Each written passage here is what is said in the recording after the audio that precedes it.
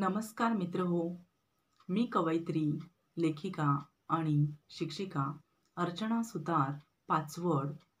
सर्वप्रथम गप्पा जगाच्या कविता अर्चनाच्या या माझ्या यूट्यूब चॅनेलवर आपणा सर्वांचे सहर्ष स्वागत आहे. मित्र हो, आज आपण प्रतिवर्षी राष्ट्रीय सण म्हणून साजरा करत असलेल्या 26 जानेवारी प्रजासत्ताक दिनाविषयी माहिती आजच्या व्हिडिओच्या माध्यमातून आपण सर्वजण ऐकणार आहोत. ऐकण्या अगोदर आपण जर माझ्या चॅनेलवर नवीन असाल तर चॅनेलला सबस्क्राईब करा आणि माहितीचा व्हिडिओ आवडलेस लाईक, कमेंट आणि शेअरही करा. तसेच मित्र हो, शेजारील असलेल्या बेल आयकॉनवरही क्लिक करा, जेणेकरून पुढील येणारे नवनवीन विषयांवरील व्हिडिओ, कविता आपणास सर्वप्रथम मिळून जातील.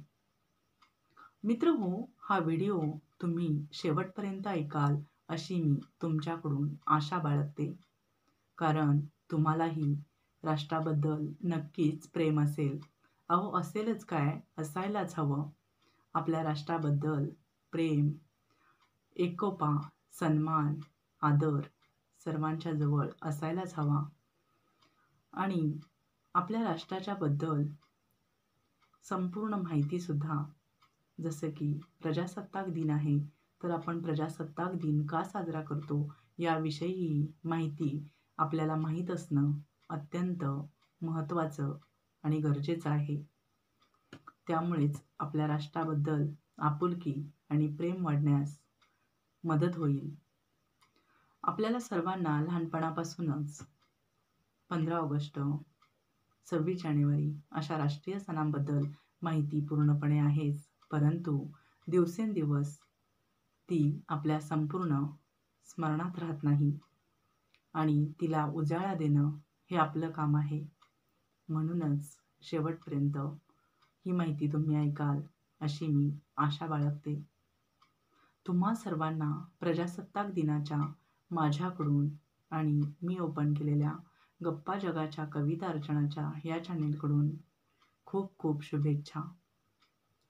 मित्र हो, तुम्हा सर्वांना माहीतच आहे की आपल्या गप्पा जगाच्या कविता अर्चनाच्या या माझ्या चॅनेलवरून भारत कसा स्वतंत्र झाला, 15 ऑगस्ट या दिवसाचे महत्त्व पूर्वीच मी एका व्हिडिओच्या माध्यमातून दिलेले आहे. जर कोणाला माहीत नसेल तर त्यांनी आपल्या चॅनेलवर सर्च करून अगदी मी सविस्तर माहिती दिलेली आहे.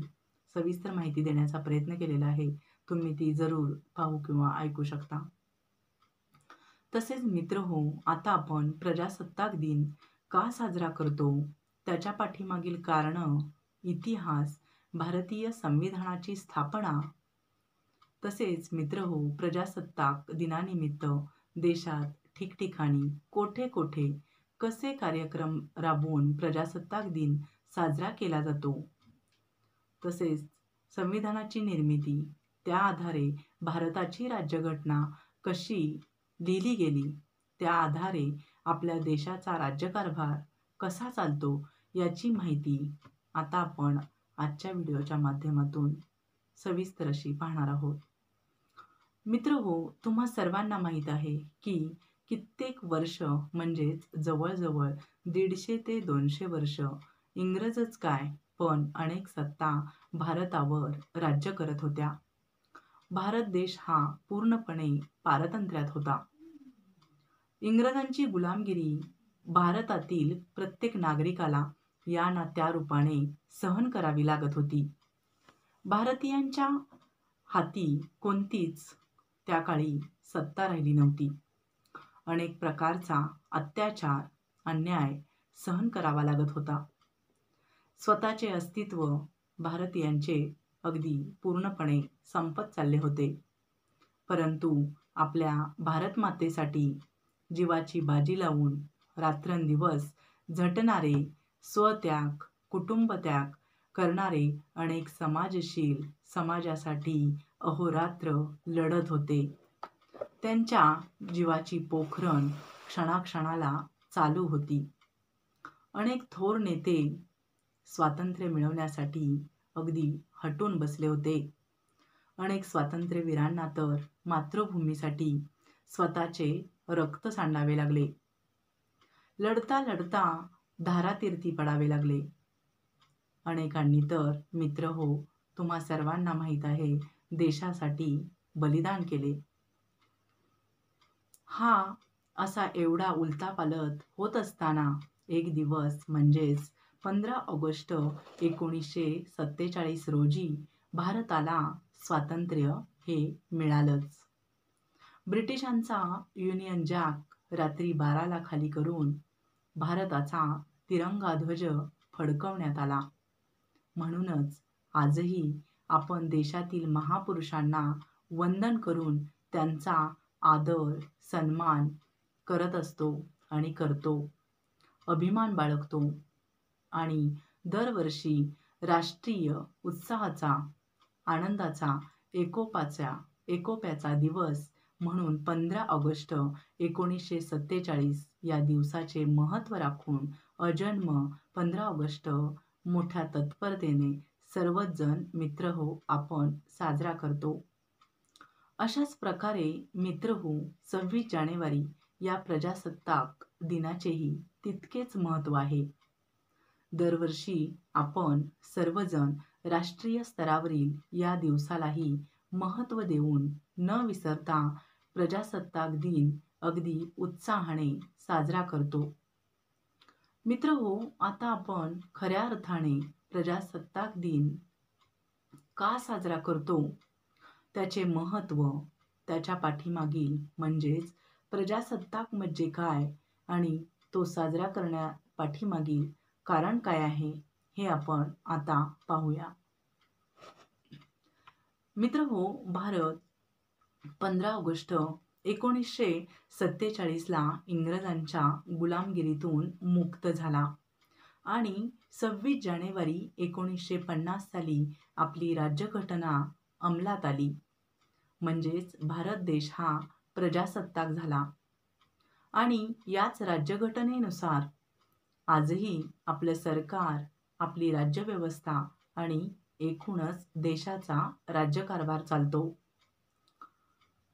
बघा मित्र हो, मग प्रश्न पडतो, जर 15 ऑगस्ट 1947ला भारत स्वतंत्र झाला, पण तेव्हापासून 26 जानेवारी 1950 पर्यंत हा देश कसा चालत होता? तब्बल मित्र हो 2 वर्ष 5 महिने आणि 11 दिवस भारताची काय परिस्थिती होती? आपल्यापैकी बहुतांश लोकांचा जन्मही झालेला नव्हता. चला तर मग आता त्या दिवसामध्ये काय काय घडलं होतं हे आता आपण पाहूया. मित्र हो, त्यावेळेस अशा घटना घडल्या होत्या की आजही आपल्या आयुष्यावर त्या घटनांचा पूर्णपणे परिणाम होतो. स्वातंत्र्य मिळालं, देश स्वतंत्र झाला असला तरी देश कसा चालवायचा किंवा देश चालवण्यासाठीच्या तरतुदी, नियम, ह्या घटना अजूनपर्यंत तयार नव्हती. म्हणूनच 9 डिसेंबर 1946 पासून घटना समितीच्या बैठका सुरू झाल्या होत्या. 141 दिवसांच्या परिश्रमानंतर घटना समितीने पहिला मसुदा तयार केला. तो दिवस होता 3 नोव्हेंबर 1947. पण हा काही अंतिम मसुदा नव्हता. डॉक्टर बाबासाहेब आंबेडकरांच्या नेतृत्वाखाली पुढच्या 2.5 वर्षात घटना समितीची एकूण 12 सत्र मित्र हो पार पडली. घटनेतील प्रत्येक शब्द तोलून, मापून आणि सर्व विचारांती लिहिण्यात आला. मित्र हो 26 नोव्हेंबर 1949 रोजी भारतीय राज्यघटना स्वीकारण्यात आली आणि म्हणूनच तो दिवस संविधान म्हणून आपण सर्वत्र देशभर साजरा करतो किंवा साजरा केला जातो. आणि 26 जानेवारी 1950ला ती देशात अंमलात आणली गेली तेव्हापासून आपण आजपर्यंत आपले एक प्रजासत्ताक सार्वभौम राष्ट्र म्हणून ओळखले जाते. मित्रहो, सार्वभौम कोणाला म्हणतात? ज्या देशात घटनात्मक प्रमुखाची नियुक्ती निवडणुकीत होते तो देश प्रजासत्ताक असतो. म्हणजेच जो देश स्वतःला चालवतो आणि जो बाहेरच्या शक्तींवर अवलंबून नसतो त्याला सार्वभौम असे म्हणतात. ब्रिटनमध्ये लोकशाही आहे, पण ते प्रजासत्ताक नाही. कारण मित्रहो, त्या देशाची घटनात्मक प्रमुख जी आहे ती राणी आहे. मित्रहो, विविध विषयांवरील तज्ज्ञांकडून मिळणारी माहिती, त्यांच्या सूचना ध्यानात घेऊन त्या राज्यघटनेत कशा येतील याचा विचार बाबासाहेबांनी केला. राज्यघटनेच्या निर्मितीत त्यांनी जो मोठा वाटा उचलला आहे तो फार मोलाचा वाटा आहे. म्हणूनच त्यांना राज्यघटनेचे शिल्पकार असे म्हणले जाते. राज्यघटना तयार करण्याची प्रक्रिया खऱ्या अर्थाने फारच प्रदीर्घ होती. 9 डिसेंबर 1946 रोजी भारताची घटना समिती पहिल्यांदाच एकत्र आली होती. त्यावेळेस त्यांनी भविष्यातल्या भारताची दिशा ठरवली. त्यानंतर 2 वर्ष 11 महिने आणि 18 दिवसांच्या परिश्रमानंतर 26 नोव्हेंबर रोजी राज्यघटनेचा मसुदा तयार केला आणि तो तयार झाला. म्हणूनच पुन्हा एकदा सांगते की त्यानंतर 26 नोव्हेंबर 1949 रोजी भारताची म्हणजे भारतीय राज्यघटना स्वीकारण्यात आली आणि 26 नोव्हेंबर 1950ला ती अंमलात आणली गेली. म्हणून आपण तेव्हापासून आपण एक प्रजासत्ताक सार्वभौम राष्ट्र होऊन 26 जानेवारी हा प्रजासत्ताक दिन अगदी उत्साहाने साजरा करतो. भारत प्रजासत्ताक कसा झाला हे आपण पाहिले. आता आपण प्रजासत्ताक दिनाचे महत्त्व काय आहे हे पाहूया. मित्रहो, ब्रिटिश राजवटीपासून स्वातंत्र्य मिळाल्यानंतर डॉक्टर B.R. आंबेडकर यांच्या नेतृत्वाखालील मसुदा समितीने नवीन संविधानाचा मसुदा तयार केला. 26 जानेवारी 1950 रोजी भारतीय राज्यघटना लागू झाली, ज्याने स्वतंत्र प्रजासत्ताक म्हणून भारताच्या अस्तित्वाची पुष्टी केली. 26 जानेवारी ही तारीख म्हणून निवडण्यात आली कारण या दिवशी 1930 मध्ये भारतीय राष्ट्रीय काँग्रेसने पूर्ण स्वराज्याची घोषणा केली, जी वसाहतवादी राजवटीपासून भारताच्या स्वातंत्र्याची घोषणा होती. म्हणूनच प्रजासत्ताक दिन संपूर्ण भारतात मोठ्या अभिमानाने आणि उत्साहाने मित्रहो साजरा केला जातो. स्वतंत्र भारताच्या संविधानाचा सन्मान करण्याचा खऱ्या अर्थाने हा महत्त्वाचा दिवस आहे. या दिवशी भारतीय राज्यघटना अंमलात आली, ज्याने प्रत्येक नागरिकाला मूलभूत अधिकार प्रदान केले. स्वातंत्र्याच्या लढ्याचा सन्मान करण्याचा आणि आपल्या लोकशाही व्यवस्थेचा पाया रचण्याचा, आपल्या स्वातंत्र्य सैनिकांच्या कार्याचा गौरव करण्याचा हा खऱ्या अर्थाने मित्रहो दिवस आहे. 26 जानेवारी हा दिवस 26 जानेवारी 1950 रोजी झालेल्या भारताच्या संविधानाच्या अंमलबजावणीचे स्मरण करतो. म्हणूनच राष्ट्राच्या दृष्टीने या दिवसाला अत्यंत राष्ट्रीय महत्त्व आहे. मित्रहो, आता आपण भारतीय स्वातंत्र्यापासून राष्ट्रपती आणि पंतप्रधानांचे प्रजासत्ताक दिन, स्वातंत्र्य दिन या दिवसांपासून योगदान कसे चालू झाले, कोण झाले पंतप्रधान आणि राष्ट्रपती हे आपण थोडक्यात पाहूया. 15 ऑगस्ट 1947च्या मध्यरात्री दिलेल्या भाषणात पंडित जवाहरलाल नेहरू म्हणाले होते की नियतीशी आम्ही करार केला होता. नियतीशी आम्ही करार केला होता, त्या करारानुसारच आजची स्वातंत्र्याची पहाट आम्हाला पाहायला मिळाली आहे. ब्रिटिशांनी जाता जाता सर्वपक्षीय सरकारकडे सत्ता सुपूर्द केली होती. काँग्रेसचे पंडित नेहरू हे या सरकारचे नेते होते, पण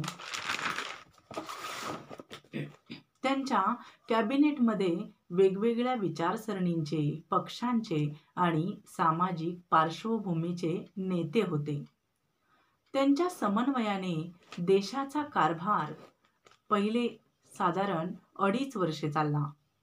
नंतर अर्थातच 1951 साली पहिल्या सार्वत्रिक निवडणुका यांचे बिगुल वाजले आणि विविध पक्षांमधले मतभेद, त्यांच्यामधला विरोध इथे स्पष्ट झाला.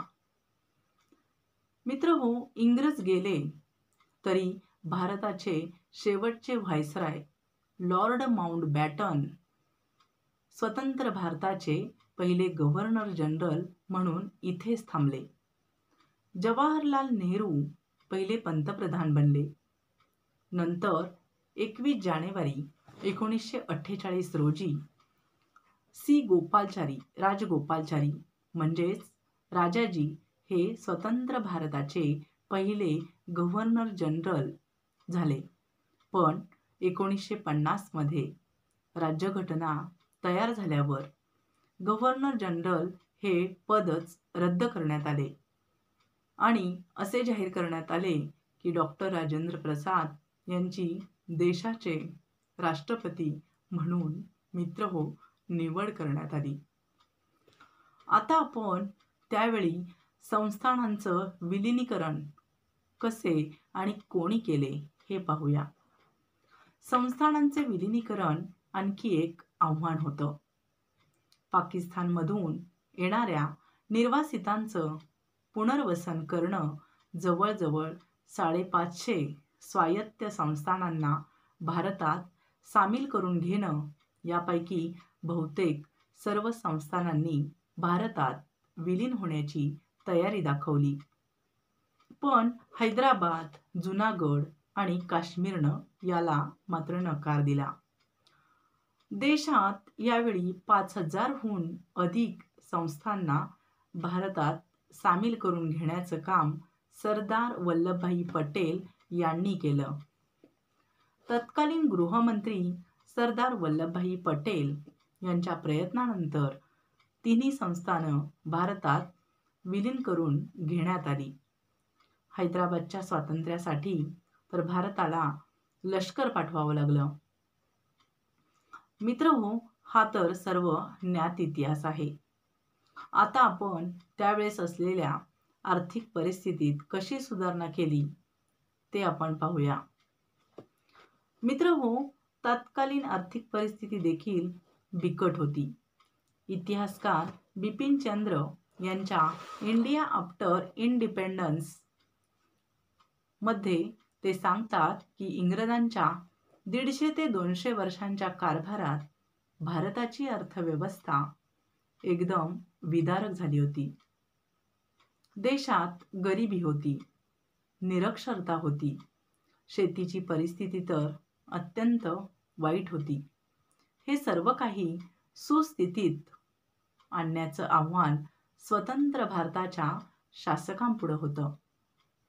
सुस्थितीत आणण्याचं आव्हान आणि भारताच्या उदाहरणार्थ म्हणजे 1938-39 साली फक्त 11% शेतजमिनीवर चांगली बियाणं वापरत होती. स्वातंत्र्याच्या वेळी देशाच्या अर्थव्यवस्थेत एकूण कारखान्यांमधल्या उत्पादनाचं योगदान फक्त 7.5% होतं. आणि देशातली जवळजवळ 90% यंत्र आयात केलेली होती, असं बिपिनचंद्र त्यांच्या पुस्तकामध्ये मित्रहो नमूद करतात. 1947 मध्ये आर्थिक कार्यक्रम समिती स्थापन करण्यात आली.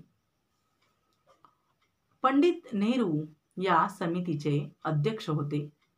भारताच्या आर्थिक प्रगतीची दिशा काय असावी याचं धोरण या समितीनं ठरवले होते.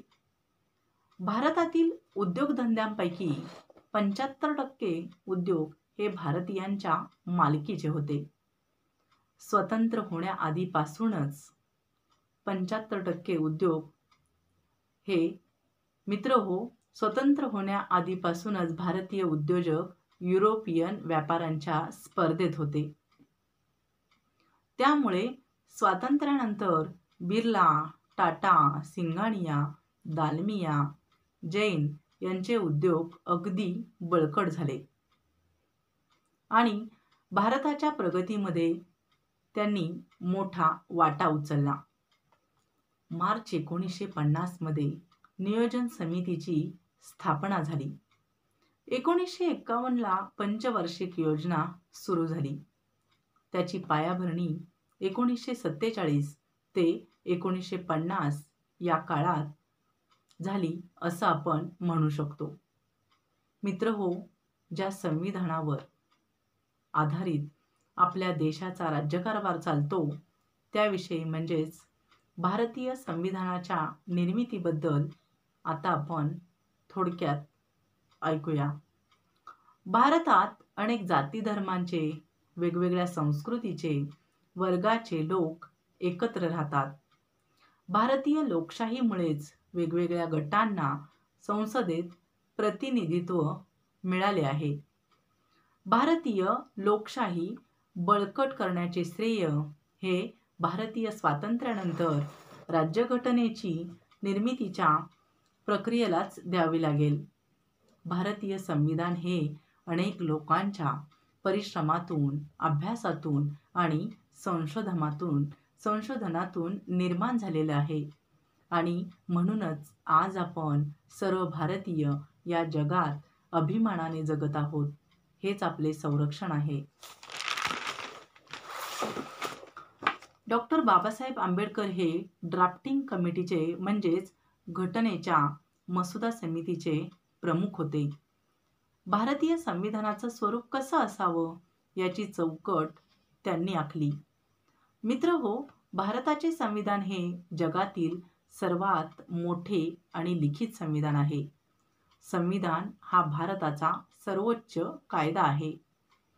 मित्रहो, आता आपण 26 जानेवारी या दिवशी म्हणजेच प्रजासत्ताक दिनाच्या दिवशी मानाचा झेंडा कोठे फडकवला जातो किंवा देशात कोठे कोठे कशा पद्धतीने प्रजासत्ताक दिन साजरा केला जातो हे आपण आता पाहूया. 26 जानेवारी हा दिवस प्रतिवर्षी राष्ट्रीय सण म्हणून संपूर्ण देशात मित्रहो साजरा केला जातो. भारतात त्या दिवशी ध्वजारोहणाचा कार्यक्रम झाल्यानंतर सर्वत्र सरकारी सुट्टी जाहीर असते. प्रजासत्ताक दिन ही राजपत्रित सुट्टी आहे आणि भारतीय संविधानाच्या स्थापनेचा सन्मान करण्यासाठी दरवर्षी 26 जानेवारी हा साजरा केला जातो. या दिवशी सार्वजनिक सुट्टी असते हे तुम्हा सर्वांनाच माहीत आहे. प्रजासत्ताक दिन संपूर्ण भारतात मोठ्या अभिमानाने आणि उत्साहाने साजरा केला जातो. शाळा, महाविद्यालयामध्ये राष्ट्रीय ध्वजारोहण केले जाते. भारताचा तिरंगा ध्वज शाळांमधून फडकवला जातो. भारताच्या स्वातंत्र्य लढ्याला चॅम्पियन करणारे सांस्कृतिक कार्यक्रम देशभर आयोजित केले जातात. या दिवशी नवी दिल्लीत इंडिया गेटवर राष्ट्रपतींच्या हस्ते राष्ट्रध्वज फडकवला जातो. राजपथ नवी दिल्ली येथे सर्वात भव्य परेड होते. या परेडचे अध्यक्षस्थान भारताचे राष्ट्रपती करतात. आणि संरक्षण मंत्रालयाद्वारे आयोजित केले जाते. आपल्या लष्करी पराक्रमाचे प्रदर्शन करण्याव्यतिरिक्त हा कार्यक्रम भारताच्या विविध संस्कृतीचे चॅम्पियन देखील करतो. देशासाठी बलिदान केलेल्या हुतात्म्यांनाही या कार्यक्रमात आदरांजली वाहण्यात येते. भारताचे पंतप्रधान इंडिया गेट येथील अमर जवान ज्योती येथे पुष्पहार अर्पण करून शहीदांना सन्मानित करतात. त्यानंतर 21 तो फासी, सलामी आणि राष्ट्रध्वज फडकवणे असे जे तोफांची जी सलामी दिली जाते, म्हणजे 21 तोफांची सलामी आणि राष्ट्रध्वज फडकवणे आणि राष्ट्रगीत हे तिथे गायले जाते. झेंड्याला सलामी दिली जाते. परमवीर चक्र, अशोक चक्र, वीरचक्र या शूर सैनिकांना पुरस्कार प्रदान केले जातात. अगदी प्रतिकूल परिस्थितीत धैर्य दाखवणाऱ्या लहान मुलांना आणि सर्वसामान्य नागरिकांनाही पुरस्काराने सन्मानित केले जाते. शौर्य पुरस्कार विजेते जीपमधून राष्ट्रपतींना अभिवादन करतात. त्यानंतर भारताने आपल्या लष्करी सामर्थ्याचे प्रदर्शन केले आहे. सशस्त्र दल, पोलीस आणि नॅशनल कॅडेट कॉर्प्सच्या मार्च पास्ट मधील भारताच्या राष्ट्रपतींनी वेगवेगळ्या रेजिमेंट्सकडून सलामी स्वीकारताना केला. भारतीय हवाई दलाची लढाऊ विमाने जनपथवरून उड्डाणे करत असताना परेडचा इथे समारोप होतो. हा उत्सव संपूर्ण देशात होतो. तथापि दिल्ली ही भारताची राजधानी असल्याने प्रजासत्ताक दिनाच्या सर्वात भव्य सोहळ्याचे साक्षीदार आहे. या दिवशी नवी दिल्लीतील भारतीय सैन्य दल, हवाई दल व नौदलाची भव्य परेड जी काढण्यात येते ती अत्यंत दिमागदार, डोळे दिपवणारी, उठावदार असते. यातून देशाचे सामर्थ्य दाखवले जाते. या दिवशी शाळात सुद्धा अगोदरच 2 दिवस किंवा 2-4 दिवस तरी शाळांना तोरणे लावणे, पताका लावून वर्ग, व्हरांडे, ग्राउंड सजवण्याची कामे चालू असतात. शाळांमध्ये कवायत, झेंडावंदन, प्रभात फेरी, भाषणे, देशभक्तीपर गीते इत्यादी कार्यक्रम उत्साहात घेतले जातात. हा दिवस संपूर्ण देशभरात मोठ्या आनंदाने आणि उत्साहाने साजरा केला जातो. मित्रहो, प्रजासत्ताक दिनामुळे प्रत्येक भारतीयांच्या मनात देशभक्ती, एकी, आपुलकी, आत्मीयता, आदर, प्रेमाची भावना यामुळे तेवत राहते. ही सर्व माहिती आपल्या सर्वांना असायलाच हवी. कारण आपल्या देशाबद्दल आपल्याला नेहमीच आदर, प्रेम, देशभक्ती असायला हवी, हे मी मगाशीच तुम्हाला सांगितलं आहे. मित्रहो, जर या देशात राहून आपल्या देशातील लोकांसाठी, आपल्या मातीसाठी काहीच करता येत नसेल तर मी म्हणेन आपलं जीवन निरर्थक आहे आणि आपण निरर्थक घालवत आहोत. निरर्थक घालवलं असं म्हटलं तर वावगं होणार नाही. मित्रहो, स्वतःसाठी तर कोणीही जगतं, पण इतरांसाठी जगता आलं पाहिजे. तर खऱ्या अर्थानं जीवन जगण्याचा आनंद आहे. म्हणून स्वतःसाठी जगता जगता इतरांसाठीही जगण्याचा प्रयत्न करणं अत्यंत महत्त्वाचं आहे. आपले संविधान आपल्याला हेच शिकवते. माणसा माणसात नको भेद, नको जात, नको धर्म. माणसा माणसात नको भेद, नको जात, नको धर्म. माणुसकीचे नाते असावे अन असावा अंगी फक्त मानवता धर्म. माणुसकीचे नाते असावे अन असावा अंगी फक्त मानवता धर्म. स्वातंत्र्य, समता बंधुता आणि आपल्या देशाबद्दल मान सन्मान सर्वांनी ठेवलाच पाहिजे. हीच आपली शान आहे. देशात स्वच्छताही ठेवणे आपले सर्वांचे काम आहे.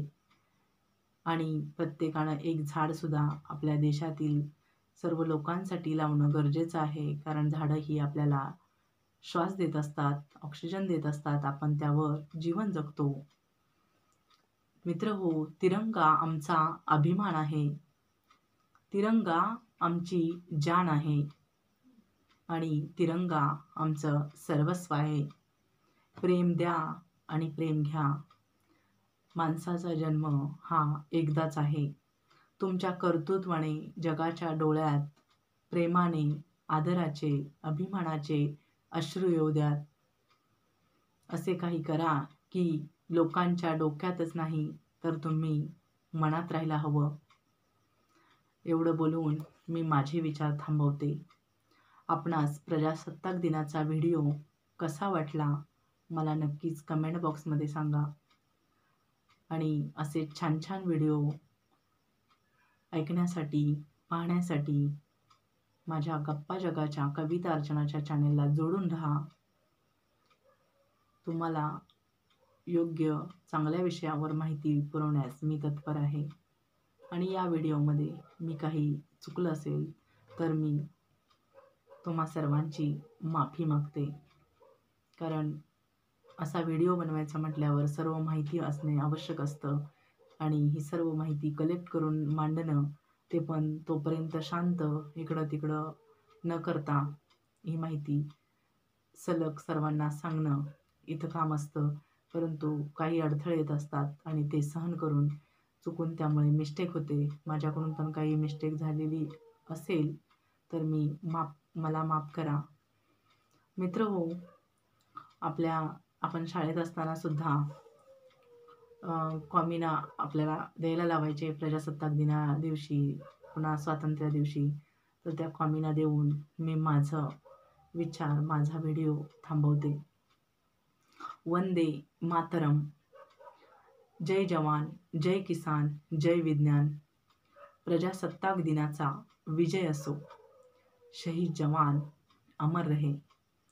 स्वच्छ भारत, सुंदर भारत. साक्षर जनता, भूषण भारता. झाडे लावा, झाडे जगवा. शिकलेली आई घरादाराला पुढे नेही. भारत माता की जय. जय हिंद, जय भारत, जय महाराष्ट्र. धन्यवाद मित्रहो. मी कवयित्री, लेखिका आणि शिक्षिका अर्चना सुतार पाचवड आपणा सर्वांना पुन्हा एकदा प्रजासत्ताक दिनाच्या खूप खूप शुभेच्छा. खूप खूप शुभेच्छा. प्रजासत्ताक दिनाचा विजय असो. प्रजासत्ताक दिनाचा विजय असो. प्रजासत्ताक दिनाचा विजय असो.